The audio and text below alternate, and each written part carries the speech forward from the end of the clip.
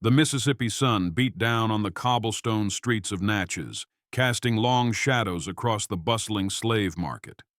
Merchants called out, buyers inspected, and the air was thick with the scent of dust, sweat, and fear.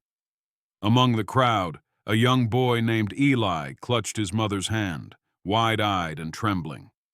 His mother whispered soft reassurances, but they were drowned out by the murmurs of onlookers. Eli had been separated from his father, sold into the market, and now awaited the mercy, or cruelty, of whoever would claim him. But not all buyers were alike. Standing apart from the merchants and common buyers was a woman in black, her bonnet casting a shadow over a pale, unreadable face. She did not call out or haggle. She simply observed. Something in Eli's eyes, fear mingled with defiance, caught her attention. She stepped closer. The woman introduced herself as Mrs. Seraphina Hawthorne. Unlike others at the market, she made no mention of the boy's price. She leaned toward Eli and whispered, "Don't be afraid, child. I will take care of you." The crowd murmured. Who was she? Wealthy, certainly, but her reputation was whispered in uneasy tones. Some said she had strange appetites. Others claimed her wealth came from peculiar, even sinister sources. Despite the rumors, Eli's mother felt a flicker of hope. When the auctioneer finally called for bids, Seraphina's voice rang out, calm but commanding. "I'll buy him.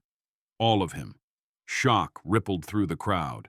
No one dared to question her. Eli's mother handed him over reluctantly, tears streaking her face. "Take care of him," she pleaded. Seraphina merely nodded, a distant look in her eyes. She led Eli through the marketplace, and though she spoke little, her presence exuded a strange combination of authority and cold detachment. On the carriage ride back to her estate, Eli couldn't help but ask, "Are you going to hurt me?" Her hand rested on his shoulder, not in comfort but firm and immovable. "I bought you so no one else could," she said. "For now, you are mine, but trust is earned, not given." The Hawthorne estate was a sprawling mansion set back from the road, surrounded by dense woods and an iron gate. Rumors of strange occurrences, disappearances, late-night screams, and odd meals hung over the estate like fog. Inside, the house smelled of polished wood, spices, and something else Eli couldn't name. Servants moved silently, avoiding Eli's gaze. The boy realized quickly that Seraphina's world was different, unyielding, and terrifyingly quiet.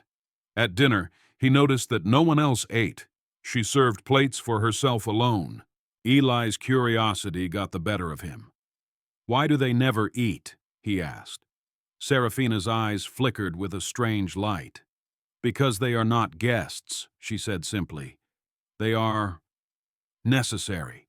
Eli didn't understand, but the unease in her tone made him shiver. Late that night, he overheard whispered instructions. Servants spoke in hushed, fearful tones about preparing the stew. Eli's stomach turned. He wanted to flee, but the gates were locked, and the woods seemed endless. The reality of his situation pressed down on him like a heavy, suffocating blanket. As days passed, Eli observed Seraphina closely. She treated him differently, strict but never cruel.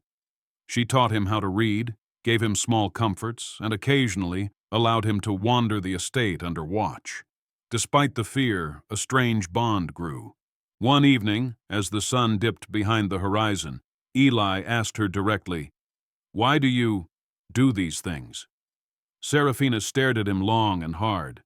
Her voice was a whisper, barely audible. Power, control, curiosity. And sometimes, to understand darkness, one must live among it. Eli felt both repulsion and fascination. One rainy afternoon, Eli discovered another boy hidden in the attic, chained and trembling. "Don't hurt me," he whimpered. Eli's heart clenched. This was not just fear. This was despair. He realized Seraphina wasn't just keeping him. She was collecting others, each with a story, each with terror in their eyes. Eli knew he had to act, but he was still small, inexperienced, and surrounded by walls he could not climb. The stakes were terrifyingly clear. One wrong move, and he could disappear like so many others before him. Eli began quietly observing patterns.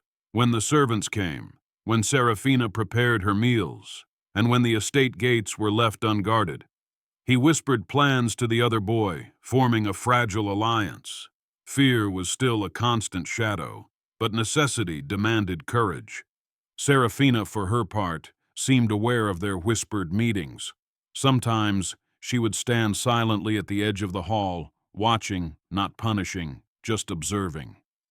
Eli couldn't tell if she wanted them to escape or if it was some cruel game. One night, Eli sneaked into the kitchen, heart pounding.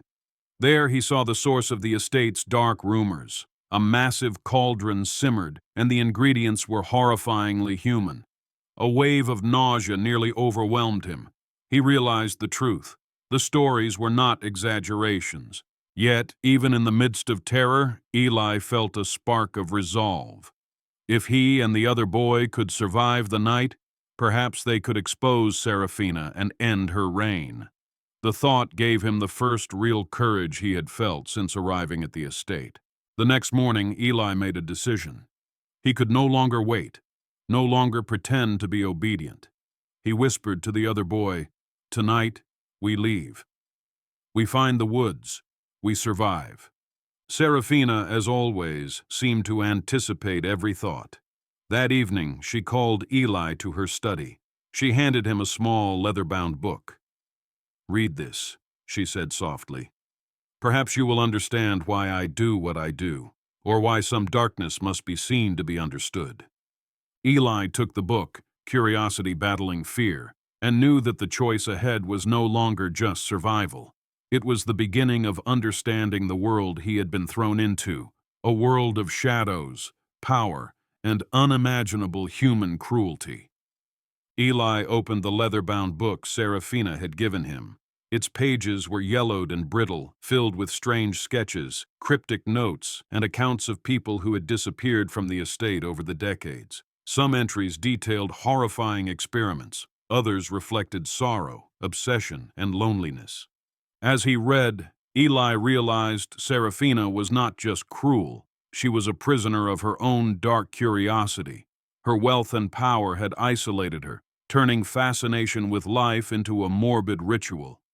The book hinted at remorse, at a part of her that longed for companionship, yet could not escape her compulsions. That night, Eli shared the book's contents with the other boy. "She's not all bad. Maybe she can be stopped without violence," he whispered. The other boy shook his head, fear still gripping him. Eli devised a plan. They would not just escape. They would force Serafina to confront the darkness she had created.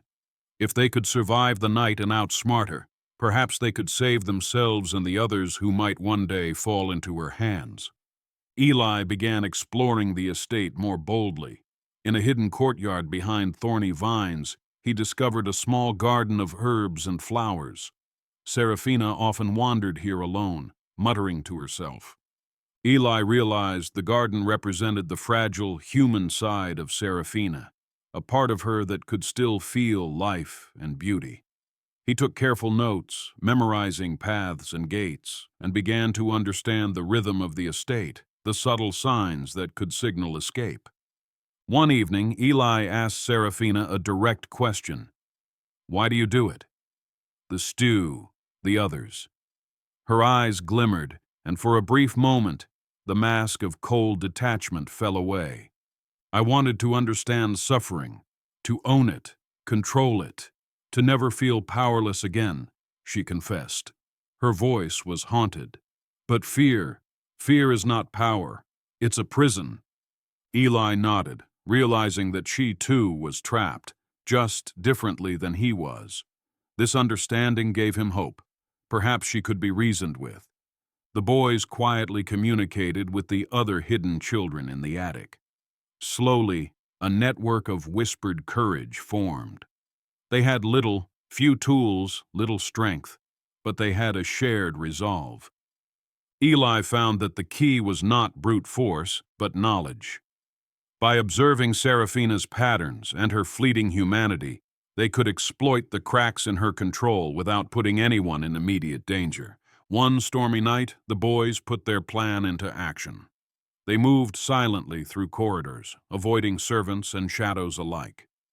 Eli carried the book, using it to anticipate where Serafina might be.